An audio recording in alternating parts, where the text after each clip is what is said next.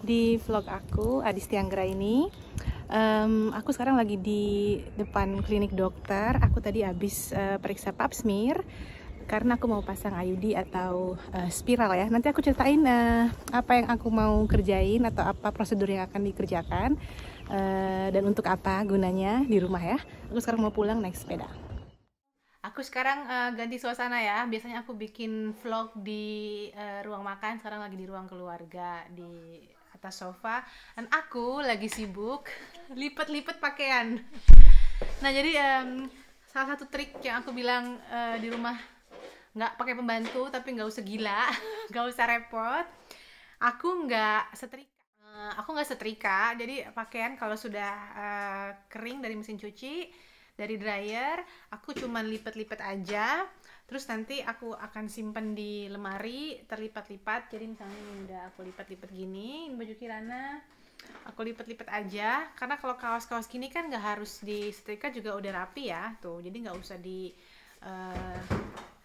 setrika ngelama-lamain terus ngabisin waktu dan energi.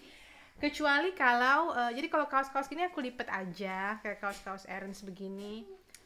Jadi pakaian aku lipet-lipet aja kecuali kalau bahannya seperti kemeja atau seragam. Dan kita berdua nggak pakai seragam, jadi aku sama Eris nggak pakai seragam kalau kerja, jadi ya udah kita pakai baju biasa aja. Nah, aku selalu cari atau pilih baju kalau mau beli belanja baju tuh cari yang bahannya memang nggak usah dilipat. Contohnya seperti baju ini nih kan nggak kelihatan kan kalau nggak disetrika.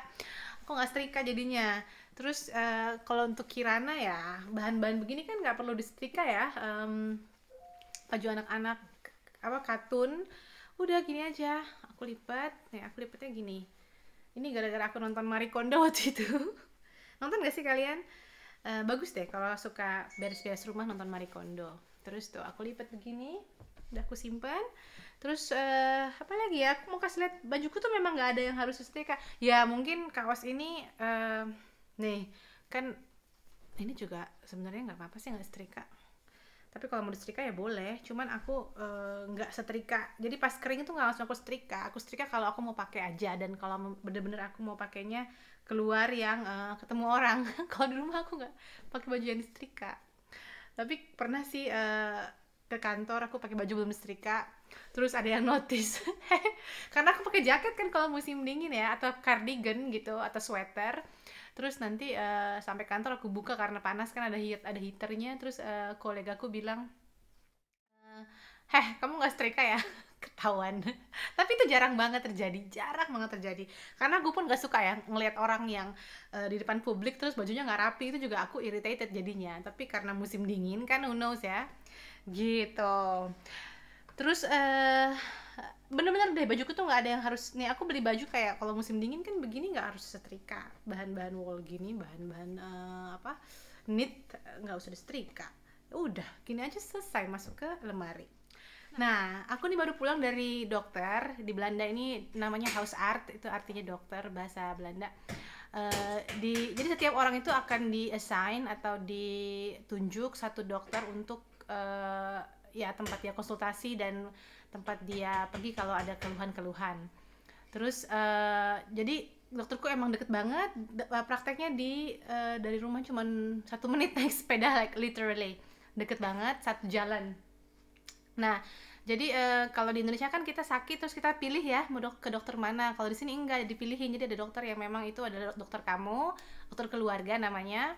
Jadi nanti kamu ke sana dan tempat praktek itu adalah jadi rujukan kemana-mana. Misalnya aku harus dirujuk ke misalnya ke gynecologist gitu. Nah nanti aku ke rumah sakit rujukannya, nanti di sana aku ditanya siapa dokter kamu. Nah dokterku itu dokter A. Nah dokter ini yang nanganin aku dari aku mulai di sini sampai kalau aku mau pindah gitu. Jadi memang dilihatnya yang proximity ya, jarak ya, supaya deket. Jadi kalau ada apa-apa pun langsung ke dokter itu. Alasanku adalah aku mau pasang IUD atau spiral karena selama ini aku pakai pil. Terus ya pengen ganti aja supaya nggak lupa-lupa gitu ya. Dan sebelum dipasang IUD, aku tadi dicek dulu sama dokter, terus dites pap smear. Apaan sih pap smear? Nah, aku merujuk dari allodokter.com, biar nggak salah ya. Jadi pap smear adalah prosedur untuk mendeteksi kanker leher rahim atau serviks pada wanita.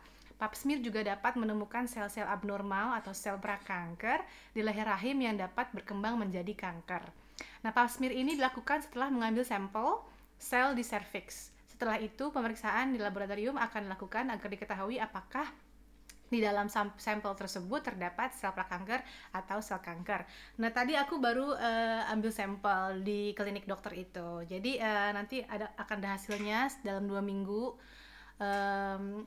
Apakah baik semuanya, dan kalau sudah baik, jadi memang sekalian aja ini prosedur untuk melakukan pemasangan spiral, dan juga aku juga sekalian mau tahu ya kesehatan rahim aku. Menurut aku ini penting ya, sebagai perempuan kita harus aware sama masalah kanker rahim ini, karena di Indonesia sendiri kasus kejadian dan kematian akibat kanker serviks menduduki peringkat kedua setelah kanker payudara. Oleh sebab itu, penting untuk menjalani pemeriksaan pap smear secara berkala. Nih, jadi pap smear ini dianjurkan untuk dilakukan setiap 3 tahun sekali pada usia 21 tahun ke atas. Bagi wanita yang berusia 30 sampai 65 tahun, pap smear dapat dilakukan setiap 5 tahun sekali. Tetapi perlu dikombinasikan dengan pemeriksaan HPV. Nah, bagi yang mau tahu soal pap smear, silakan datang ke dokternya masing-masing dan konsultasi di sana. Dan teman-temanku yang di Indonesia udah sering banget ngelakuin pap smear. Aku terus terang baru kali ini, jadi agak telat, tapi mudah-mudahan sih semua hasilnya baik. It's better late than never. Nah, sekarang kalau mau tanya, apa sih IUD? Tadi aku bilang IUD, spiral, apa sih? Jadi kepanjangan IUD atau IUD adalah intrauterine device. Basically, it's a device inside your uterus. Jadi ada alat kecil, disebutnya spiral ya, masuk ke uterus kita. Terus ternyata ada macam-macam tipenya loh IUDs itu. Ada 5 brands, 5 merek IUD yang di-approve sama Food and Drugs Association atau FDA, yaitu ini kalau di Amerika ya, aku lagi baca plannedparenthood.org, tapi juga ada banyak persamaannya sama di Belanda. Jadi tadi aku ditawarin sama dokter itu untuk pakai Mirena, karena jadi ada 5 merek di Amerika yang bisa dipakai, ada 2 jenis IUD, dan di sini juga ada 2 jenis sama, yaitu ada yang Paragard dan yang hormonal. Nah, yang copper IUDs ini atau yang Paragard ini dia nggak pakai hormon, jadi dia cuma dimasukin ke uterus. Intinya adalah nge-blocking jalan dari telur ke sperma gitu. Jadi arahnya dijauhin gitu, jadi nggak diarahin ke sana. Itu yang tanpa hormon. Kalau yang pakai hormon itu dia mengeluarkan hormon progestin untuk menghindari kehamilan. Progestin itu seperti progesteron yang badan kita ini memproduksi secara natural. Dan Mirena yang aku pakai nanti itu akan bekerja sampai 7 tahun.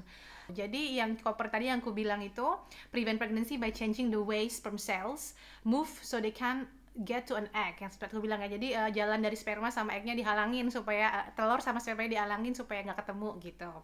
Nah, kalau hormon tadi pregnancy in 2 ways: thicken the mucus that lives on the cervix which blocks and traps the sperm. Jadi dia malah menebalkan mucus yang ada di dalam cervix itu untuk menghambat atau menutup jalan sperma dan bahkan memerangkapnya. Jadi dia nggak sempat masuk, nggak sempat ketemu sama telur gitu. Dan hormonnya juga kadang-kadang bisa memberhentikan telur untuk keluar dari ovarium kita, jadi nggak ada ovulasi. Jadi kalau pakai IUD plus hormon ini ada kemungkinan kita stop menstruasi sama sekali. Nah, aku pilih yang itu karena aku memang selama ini aku pakai pil itu sudah bertahun-tahun. Selama aku nikah itu aku pakai pil, terus berhenti karena pregnancy, terus pakai lagi. Menstruasi aku tuh cuman sebentar banget, cuman 4 hari deh, 2 hari yang berat, yang banyak, tapi itu pun nggak banyak sama sekali, terus 2 hari cuman sedikit aja, flek-flek aja. Dan itu menurut aku enak ya, jadi gampang kita bisa beraktivitas terus nggak usah takut bocor atau gimana gitu kan. Jadi sekarang kalau misalnya memang si IUD yang hormon ini bisa sama sekali tidak membuat aku menstruasi, aku akan sangat senang sekali. Kenapa aku pakai IUD? Aku nggak punya spesifik reason kenapa, cuman karena aku mau ganti aja dari pil, karena kalau lupa jadinya suka deg-degan.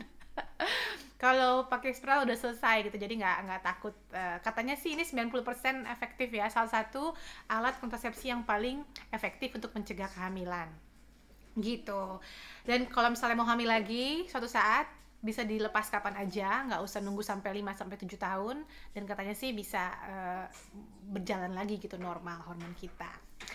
Untuk saat ini aku seneng dengan Kirana, aku sama Ernst berdua udah merasa cukup dengan adanya Kirana, jadi kita belum ada rencana untuk nambah anak lagi, tapi nggak tahu ya di masa depan ya, namanya juga manusia berencana kan, ada yang menentukan. Mungkin nanti kita berubah pikiran, nggak tahu. Tapi saat ini sih kita mau menikmati apa yang kita punya sekarang. Karena ya udah enak ya, Kirana udah besar, udah bisa main sendiri, kita udah bisa mulai bebas, udah bisa ninggalin dia kemana-mana gitu. Jadi kita mau menikmati hidup kita sebagai pasangan gitu. Anak juga ada dan kita sama-sama senang jadinya.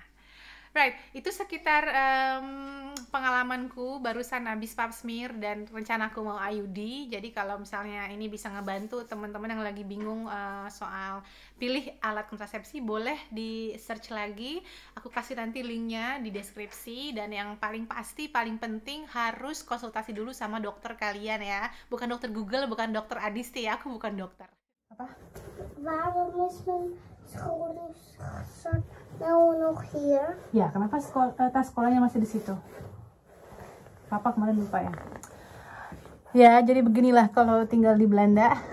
Kalau mau keluar tuh kita nggak bisa langsung keluar, tapi harus pakai sepatu dulu, pakein anak sepatu dulu, pakai jaket dulu, pakai sweater dulu. Kalau di luar dingin banyak angin harus tambah layer lagi. Sekarang banyak angin di luar, jadi biar nggak masuk angin. Tunggu sayang sebentar, belum. Tunggu. Ya. Oke, atas. Hal-hal yang aku dulu nggak pernah mikir ya. Waktu di Indonesia, kalau mau kemana-mana tinggal keluar aja. Terus juga di Dubai sama ya, karena panas terus. Jadi kalau mau keluar tinggal keluar aja, ambil sendal atau sendal jepit. Cus. Kalau di sini lagi musim sekarang musim semi, tapi tetap dingin. Jadi harus pakai peralatan. Hey, terus dia kabur meninggalkan aku begitu saja. Jadi jaket juga macam-macam. Ini jaket yang karena pakai jaket musim dingin, sebenarnya jaket winter. Ini jaket untuk musim semi atau musim gugur, cuman agak tipis. Tapi dalamnya pakai bulu gini biar anget. Nah ini biasanya dia pakai nanti kalau udah agak-agak temperaturnya di atas 10 derajat. Terus ini jaket tipis juga. Kalau cuman angin tapi tetap ya 12-13 derajat. Itu beda-beda semua ada. Ini juga bisa buat hujan. Jadi jas hujan sebenarnya. Sama punyaku juga udah berjejer. Biasanya kalau lagi musim dingin aku keluarin semua. Kalau udah musim panas aku masukin jaket-jaket ini ke koper terus disimpan supaya nggak berantakan di sini. Tukang kayu. Oh ya? Gimana lagunya? Katakan padaku, hai tukang Kayu. bagaimana caranya Memotong kayu. lihat anakku, beginilah caranya memotong kayu. Dia baru aku ajarin lagu memotong kayu. Katakan padaku, hai tukang Kayu. bagaimana Caranya memotong kayu. terus Lihat anakku, beginilah caranya memotong kayu. Ya, oke, keluar. Kamu nggak muter dulu, biasanya suka muter dulu kalau keluar. Nggak, dia tunggu di situ.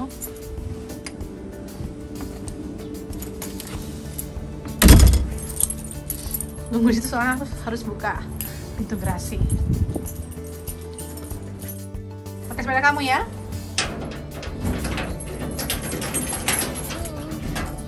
Saya ambil sendiri ya. Ya, gerasi yang berantakan. Saya mau tutup gerasi dulu. Ini juga pengen aku ganti pintu gerasi, pengen pakai pintu biasa supaya nggak ribet. Tapi nanti ya, kita nih baru selesai ngerjain taman, jadi udah habis duitnya.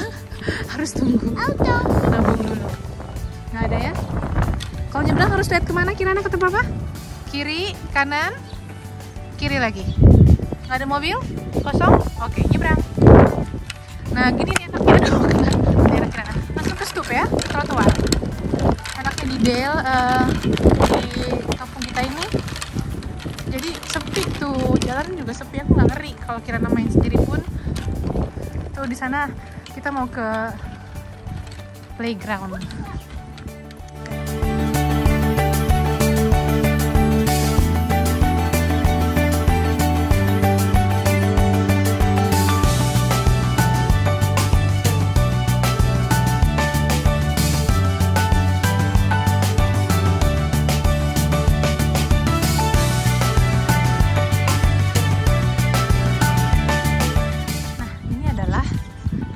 Main anak-anak kecil tapi lumayan. Kita sering kesini hampir setiap hari kalau udaranya bagus. Nah itu Speeltuin-nya. Speeltuin tuh tempat main anak-anak. Nah rumah kita tuh di sana. Tuh ini rumah. Tuh jadi deket banget kan. Gitu. Oke, parkir, turun. Nah ya, terus langsung lari dia biasanya. Nah hari Jumat itu aku libur, aku kerja cuma Senin sampai Kamis. Jadi senangnya kalau hari Jumat aku ada waktu untuk main sama Kirana begini. Bisa ada waktu bersihin rumah, bisa masak, bisa. Hai sayang.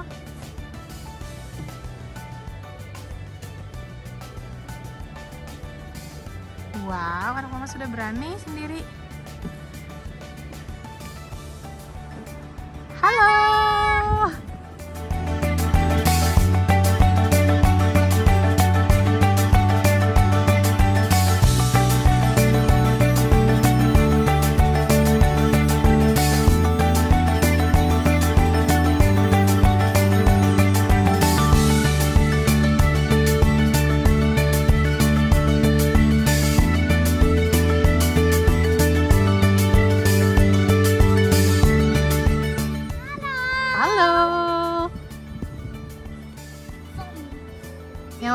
Warna apa ini sekarang?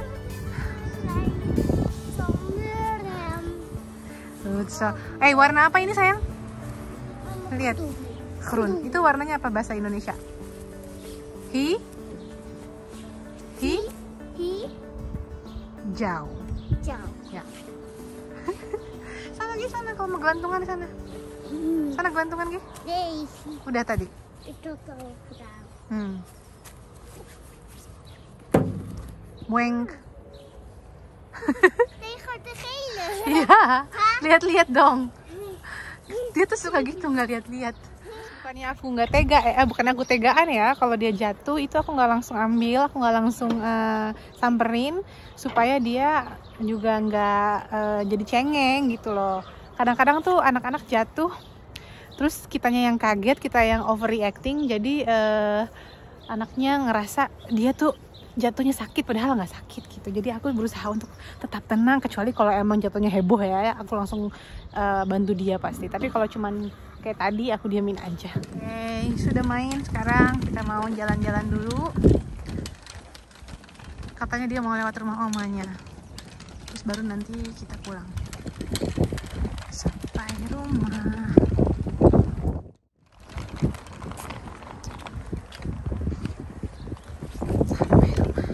Oke, tadi aku udah ke dokter, terus aku ceritain soal alat KB yang aku pilih, yang mau aku kerjain nanti. Sekarang ini hari Jumat ya, Ini menyenangkan karena weekend adalah jatahnya Erens untuk masak atau untuk mikirin mau makan apa. Dan kata dia sih nanti dia mau beli shawarma. Jadi silau nggak? Memotong kayu. Ya, dari awal yuk. Katakan padaku Hai tukang kayu, bagaimana caranya memotong kayu. Lihat, lihat anakku, beginilah caranya memotong. Memotong kayu. Pinter. Terus lagu apa lagi kamu bisa, lagu bahasa Indonesia?